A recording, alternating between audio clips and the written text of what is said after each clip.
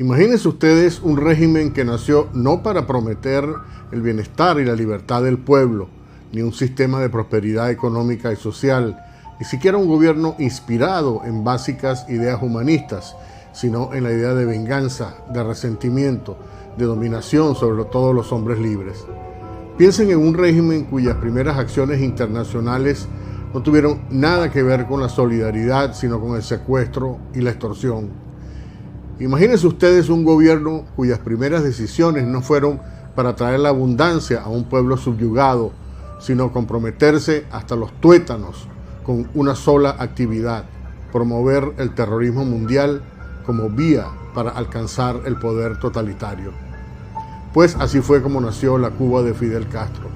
Este documental, que realicé junto con el Centro para una Cuba Libre con sede en Washington, hace un detallado repaso por la increíble historia a favor del terrorismo que ha desarrollado la dictadura de La Habana, desde las decenas de secuestros aéreos que comenzaron en 1958, un año antes de la llegada de la revolución, cuando Venezuela comenzaba a disfrutar la gran democracia que una vez tuvo, hasta los entrenamientos de terroristas palestinos en campamentos cubanos, cuando los Beatles estaban apenas comenzando su carrera artística. El documental que hoy les presento abarca la campaña de atentados explosivos que Cuba patrocinó en Estados Unidos, particularmente en Nueva York en los años 70, los campos de entrenamiento para grupos como los terroristas vascos de la ETA, los narcoterroristas de la FARC y el ELN, operativos de Hezbollah y Hamas, y hasta soldados del ejército republicano irlandés y de los macheteros comunistas de Puerto Rico, sin olvidar desde luego a los propios guerrilleros comunistas venezolanos, con Douglas Bravo y Ali Rodríguez Araque a la cabeza. Fidel Castro tenía una relación tan íntima con el terrorismo internacional que no solo entrenó desde muy joven, sino que luego convirtió en su sicario personal al terrorista venezolano Ilich Ramírez Sánchez, mejor conocido como Carlos el Chacal, que era un protegido de Cuba desde la década de los 70 y a quien Fidel financió usando dinero del narcotráfico, así mismo como lo oye. La historia del apoyo de La Habana al terrorismo mundial se amplificó luego de 1999, cuando llegó la nefasta figura de Hugo Chávez al poder. Venezuela proveyó una formidable infraestructura institucional, política y financiera para impulsar grupos y estados terroristas con la influencia decisiva del régimen cubano.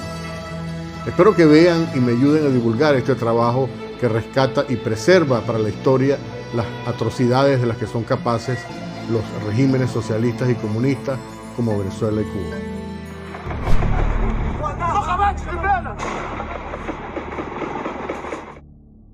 روح يا ابو الناصر خد ساتر يا ادهم اخ عندك كسيه وسع يا شباب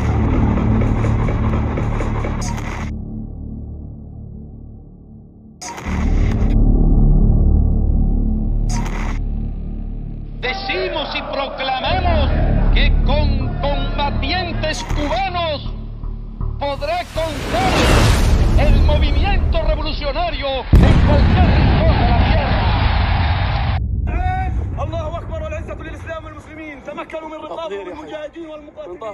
Durante décadas, Cuba ha proporcionado una contribución desproporcionada a los extremistas de todo el mundo, incluyendo en el Medio Oriente. Continuaremos el camino del gran camarada Fidel Castro para la liberación de todos los pueblos.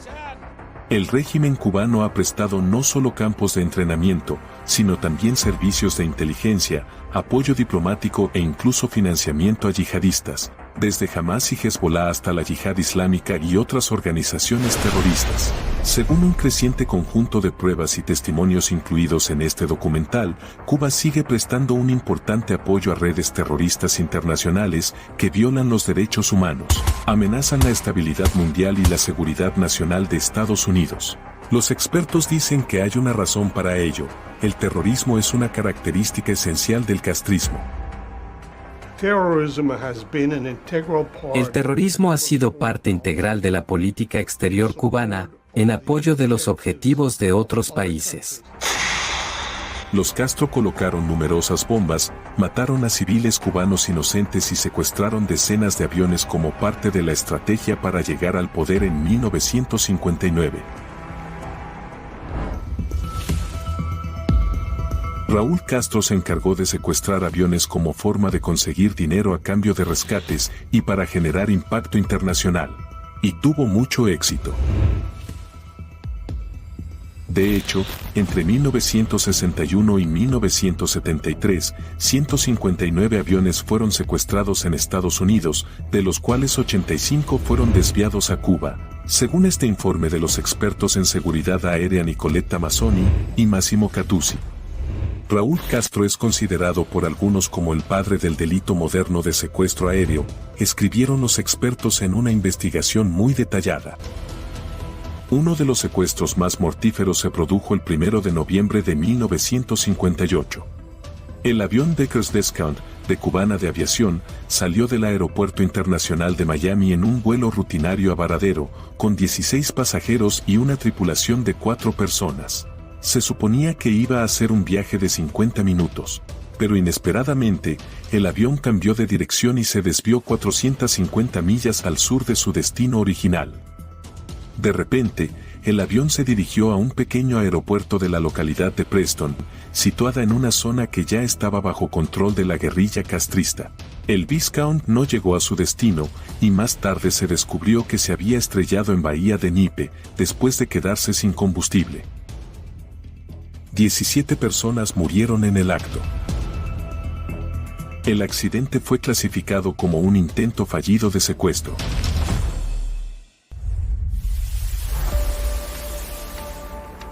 Ya en 1959, La Habana empezó a conectar con organizaciones subversivas y extremistas de América Latina, África y el Medio Oriente. Pocos meses después de tomar el control de Cuba, Raúl Castro y Ernesto Che Guevara viajaron a Egipto y de allí a la Franja de Gaza para expresar su apoyo a la causa palestina. Pronto crearon campamentos cubanos para entrenar a cuadros de guerrilleros de 10 países africanos, justo cuando Fidel Castro estaba ocupado intentando llevar al mundo al borde de una guerra nuclear, durante la crisis de los misiles de Cuba. En 1964, un grupo de militantes de la organización terrorista vasca ETA llegó secretamente desde España para entrenarse en operaciones de sabotaje, secuestros y actos subversivos en campamentos cubanos. Al año siguiente, en 1965, mientras Ernesto Che Guevara participaba en operaciones guerrilleras en el Congo, Castro acogió con satisfacción la fundación de la Organización para la Liberación de Palestina e inició gestiones que acabaron con el entrenamiento de numerosos operativos de la OLP en Cuba. Cuba ha permitido que terroristas del Medio Oriente utilicen la isla como campo de entrenamiento para llevar a cabo operaciones, particularmente en América Latina. En 1966, Castro organizó en La Habana una reunión internacional de grupos y gobiernos que promovían la subversión y el terrorismo en todo el mundo. Se denominó Conferencia Tricontinental, porque en ella participaron delegados de Asia, África y América.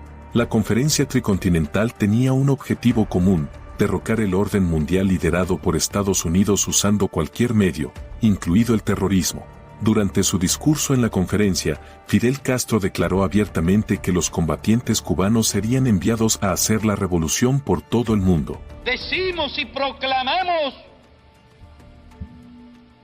que con combatientes cubanos podrá contar el movimiento revolucionario en cualquier rincón de la tierra. Casi inmediatamente después, se abrió en Cuba una serie de campos de entrenamiento para guerrilleros bajo la supervisión de un agente del KGB soviético, según un informe del Departamento de Justicia de Estados Unidos. Básicamente, Cuba empezó a entrenar a los terroristas emergentes del mundo, y a principios de los años 70, los cubanos enseñaban tácticas terroristas de guerrilla en campamentos del Medio Oriente. La Dirección de Liberación Nacional, DLN, una oficina creada por Castro para ayudar a las organizaciones terroristas internacionales, fomentó la lectura de 2 importantes manuales que promovían la guerra de guerrillas y las tácticas terroristas. El primero era La Revolución en la Revolución, un libro escrito por el filósofo francés Régis Debray. El segundo era el Mini Manual de Revolucionarios, escrito por el terrorista urbano brasileño Carlos Marighella. Una de las citas más famosas del libro de Marighella declaraba: "El terrorismo es un arma que un revolucionario nunca debe abandonar". La Habana tradujo ambos manuales a numerosos idiomas y luego distribuyó decenas de miles de ejemplares a grupos extremistas de todo el mundo.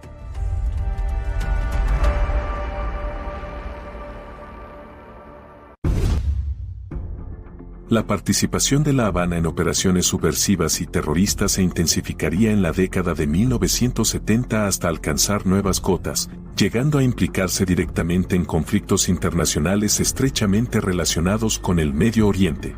El 5 de septiembre de 1972, la facción Septiembre Negro de la Organización para la Liberación de Palestina, también conocida como OLP, llevó a cabo una masacre de atletas israelíes que competían en los Juegos Olímpicos de Múnich. Los atletas israelíes fueron tomados como rehenes por los terroristas palestinos en un asalto sorpresa en plena noche.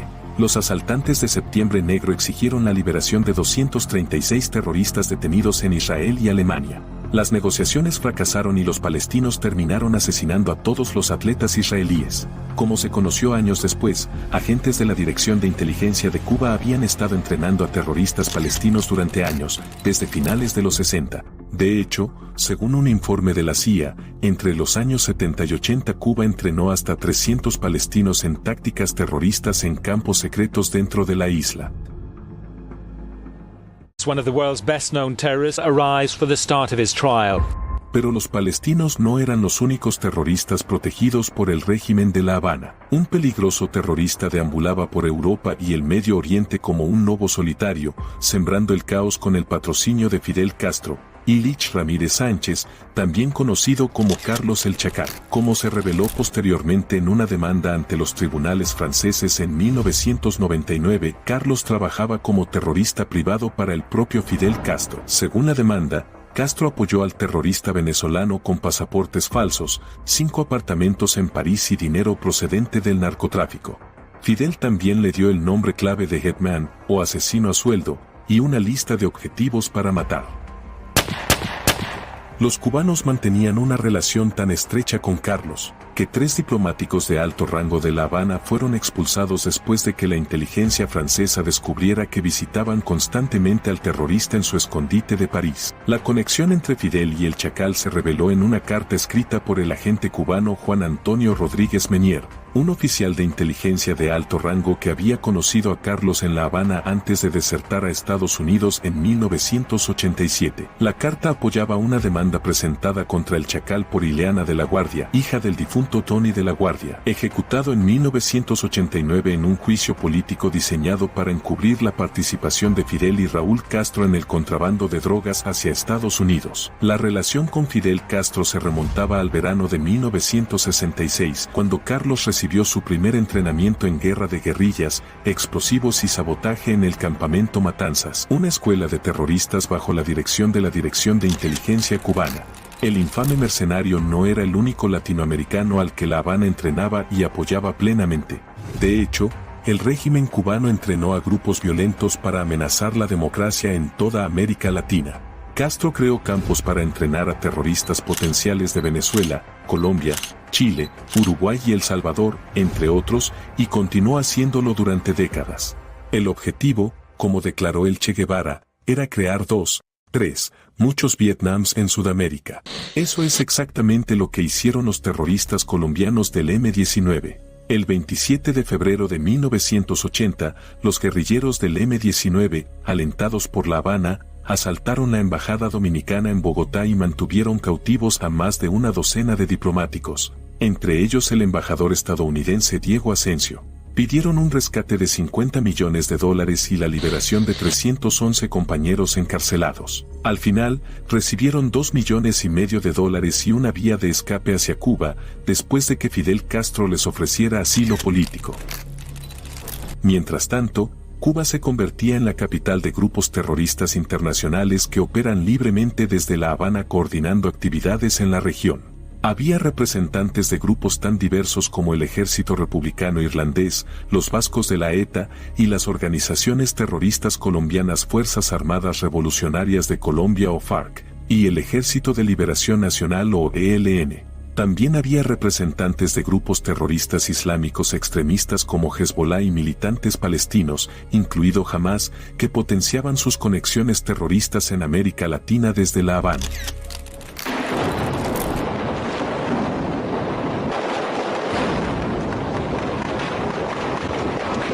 Otros grupos terroristas apoyados por Cuba estaban ocupados planeando atentados contra objetivos estadounidenses en el hemisferio. En Perú, una de las organizaciones patrocinadas por Castro, el Movimiento Revolucionario Túpac Amaru, llevó a cabo media docena de ataques contra objetivos y puestos diplomáticos estadounidenses entre 1984 y 1985. Los terroristas peruanos atacaron la embajada de Estados Unidos en Lima y más tarde la residencia del embajador estadounidense. También llevaron a cabo atentados con bomba contra las oficinas de Texaco y Citibank y la destrucción de 2 restaurantes Kentucky Fried Chicken en Lima. Estados Unidos era, de hecho, el objetivo más importante de las maquinaciones antiamericanas del régimen castrista. Cuba es un país capaz de llevar el mundo a la debacle por tal de sobrevivir ellos y por tal de destruir a los Estados Unidos. Y muchos no quieren comprender eso. El Partido de las Panteras Negras, una de las primeras organizaciones extremistas de Estados Unidos, considerada por el FBI como la mayor amenaza para América en los años 60 y 70, envió operativos a campos de entrenamiento terrorista en Cuba. Varios de los militantes de los Panteras Negras acusados de cometer delitos graves acabaron refugiándose en Cuba, protegidos por el régimen castrista. Una de ellas fue Joan Deborah Chesimard, alias Azara Shakur. Chesimard fue condenada por el asesinato del policía Warner Foster y por herir a otro policía en un violento tiroteo en la autopista de New Jersey, en Brunswick. Allí fue herida Chesimard y resultó muerto uno de los 2 hombres que iban con ella en el automóvil. En 1977, fue condenada a cadena perpetua por matar a un policía estatal de Nueva Jersey. En 1979, escapó de la cárcel y tras años viviendo escondida, consiguió huir a Cuba, donde vive en la actualidad. En 2013, Chesimard entró en la lista de terroristas más buscados del FBI, siendo la primera mujer en conseguirlo. Los Macheteros. En 1983, otro grupo terrorista entrenado en Cuba y basado en Puerto Rico, conocido como los Macheteros, secuestró un camión de Wells Fargo en Connecticut y robó más de $7 millones. Corría el año 1983 cuando un camión de Wells Fargo en West Hartford fue víctima de un atraco a mano armada con $7 millones. El grupo asaltante era una organización conocida como los Macheteros.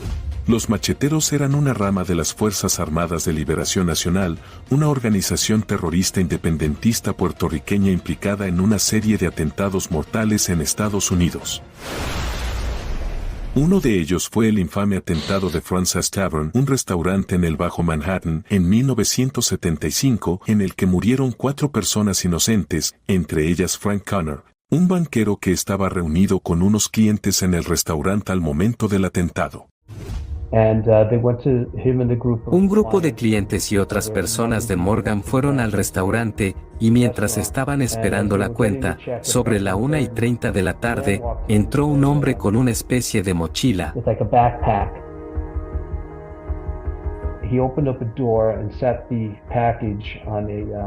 Abrió una puerta y puso el paquete a poca distancia de la puerta, detrás de la mesa donde mi padre estaba comiendo. Y a los pocos minutos, el paquete detonó. Destrozó la taberna Frances. Se cree que William Morales, un operativo de las FAN que dirigió la operación terrorista, sigue escondido en Cuba.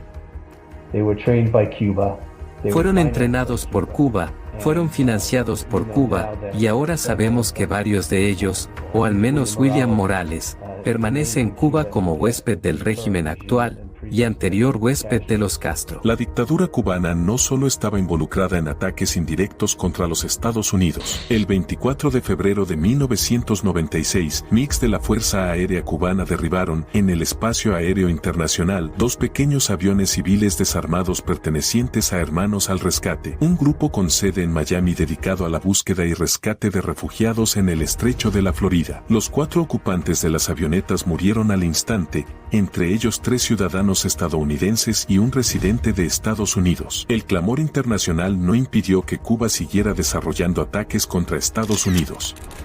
Una red de espías castristas ya estaba infiltrada en organizaciones anticastristas como Hermanos al Rescate en Miami y planeando más ataques. Años después, el FBI descubrió que uno de los espías de la llamada Red Avispa recibió instrucciones de La Habana para localizar zonas en el sur de la Florida para enviar infiltrados, armas y explosivos para futuros ataques. La red fue desmantelada en 1998 por el FBI, pero Castro ya se había infiltrado en las altas esferas del Pentágono, lo que le dio acceso a información confidencial útil para sus actividades terroristas antiamericanas en todo el mundo.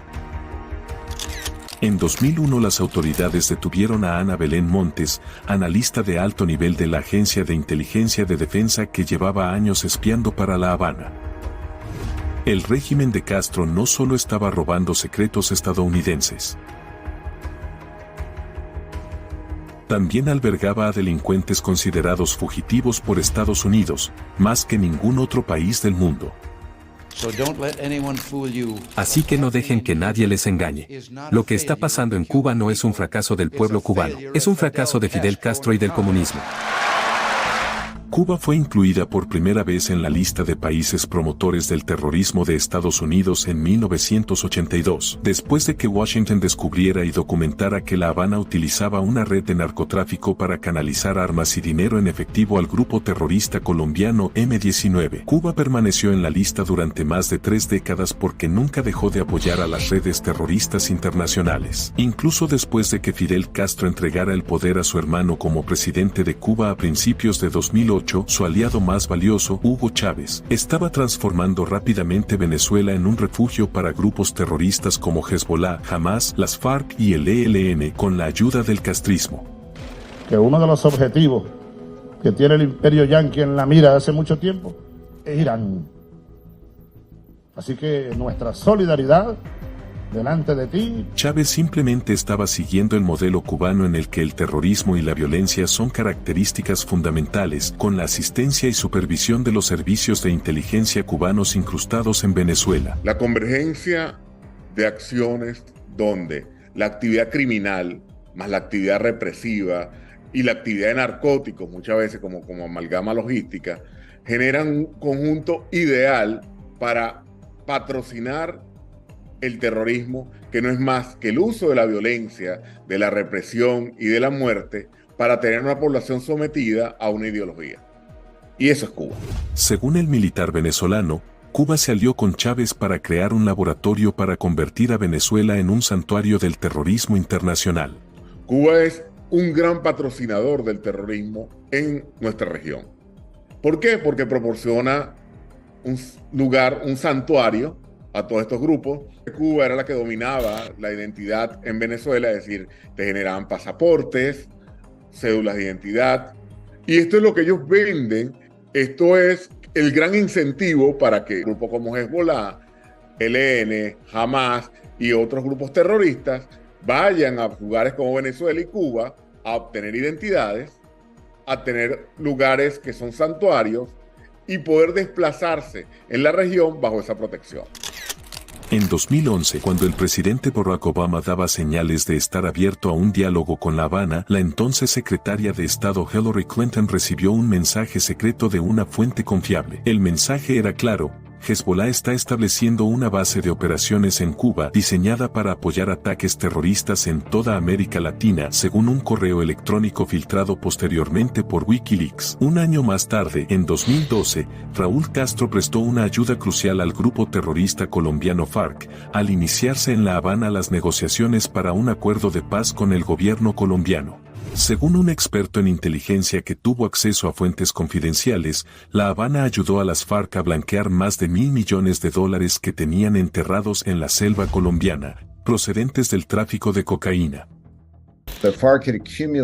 Las FARC habían acumulado una enorme cantidad de dinero que ellos simplemente habían escondido en la selva porque no tenían manera de moverlo. Así que el dinero era llevado a La Habana en aviones que luego volaban a El Salvador, donde José Luis Merino era parte del gobierno del FMLN en ese momento, y ellos podían controlar la llegada de los vuelos para que no fueran inspeccionados. Entonces, cientos de millones, probablemente miles de millones de dólares fueron sacados mediante estos vuelos con el tiempo. tiempo, introducidos al sistema bancario de El Salvador o simplemente almacenados en ese país y luego movidos a Panamá y de allí a estructuras offshore. La operación fue aprobada también por el entonces presidente colombiano Juan Manuel Santos y era conocida por los militares colombianos y la inteligencia militar estadounidense. Se cree que Cuba cobraba entre el 20 y el 30% del monto total como comisión por brindar seguridad y asistencia a la operación de contrabando de dinero sucio. A pesar de las nuevas pruebas, el gobierno de Obama sacó a Cuba de la lista de países patrocinadores del terrorismo en 2015 en medio de intentos de recomponer las relaciones con la isla que acabaron en el fracaso. El régimen castrista se benefició enormemente del intento de Obama de hacer historia en la largamente conflictiva relación entre Estados Unidos y Cuba, pero La Habana no tenía la más mínima intención de cambiar su naturaleza violenta y pro-terrorista.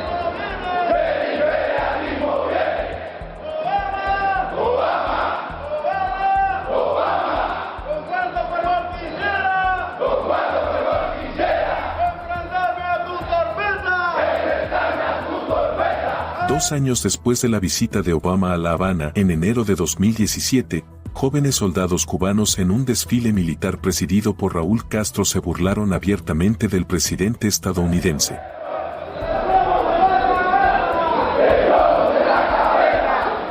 Mientras los jóvenes militares desfilaban en La Habana, agentes cubanos desempeñaban un papel crucial en la persecución y tortura de la oposición en Venezuela para mantener en el poder al sucesor de Chávez, Nicolás Maduro. En diciembre del 2018, denunciamos ante la Corte Penal Internacional la participación de funcionarios cubanos y oficiales de inteligencia en la planificación y comisión del crimen de tortura, luego de haber obtenido por lo menos 12 testimonios como el que ustedes acaban de ver. Después de 6 años, a principios de 2021, la administración Trump volvió a incluir a Cuba en la lista de estados patrocinadores del terrorismo. Entre las razones para volver a incluir a Cuba en la lista, el Departamento de Estado dijo que La Habana concedió refugio a los guerrilleros del ELN que eran responsables del ataque terrorista contra la Academia de Policía en Bogotá, y que protegía a más de 70 criminales considerados fugitivos por Estados Unidos.